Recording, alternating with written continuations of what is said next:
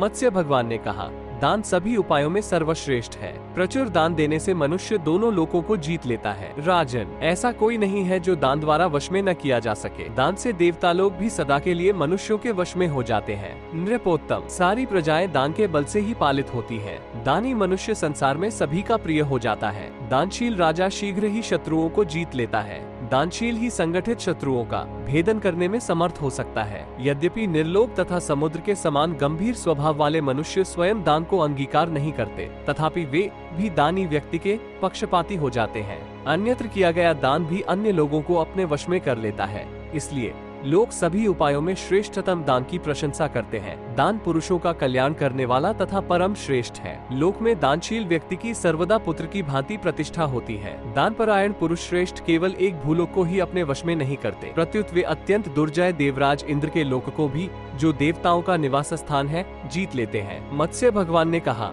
राजन, जो पूर्वोक्त सामादि तीनों उपायों के द्वारा वश में नहीं किए जा सकते, उन्हें दंड नीति के द्वारा वश में करे, क्योंकि दंड मनुष्यों को निश्चय रूप से वश में करने वाला है। बुद्धिमान राजा को सम्यक रूप से उस दंड नीति का प्रयोग धर्मशास्त्र के अनुसार पुरोहित आदि की सहायता से करना चाहिए। उस दंड नीति का सम्यक प्रयोग जिस प्रकार करना चाहिए उसे सुनिए। राजा को अपने देश में अथवा पराये देश में वानप्रस्थाश्रमी, धर्मशील, ममता रहित, परिग्रहहीन और धर्मशास्त्र प्रवीण विद्वान पुरुषों की परिषद द्वारा भली भांति विचार कर दंड नीति का प्रयोग करना चाहिए, क्योंकि सब कुछ दंड पर ही प्रतिष्ठित है। सभी आश्रम धर्म के व्यक्ति, ब्रह्मचारी, पूज्य, गुरु, महापुरुष तथा अपने धर्म में स्थित रहने वाला कोई व्यक्ति ऐसा नहीं है जो राजा के द्वारा दंडनीय न हो, किंतु अदंडनीय पुरुषों को दंड देने तथा दंडनीय पुरुषों को दंड न देने से राजा इस लोक में राज्य से च्युत जाता है और मरने पर नरक में पड़ता है। इसलिए विनयशील राजा को लोकानुग्रह की कामना से धर्मशास्त्र के अनुसार ही दंड नीति का प्रयोग करना चाहिए। जिस राज्य में श्याम वर्ण, लाल नेत्र वाला और पापनाशक दंड विचरण करता है तथा राजा ठीक ठीक निर्णय करने वाला होता है, वहाँ प्रजाएं कष्ट नहीं झेलती। यदि राज्य में दंड नीति की व्यवस्था न रखी जाए तो बालक, वृद्ध, आतुर, सन्यासी,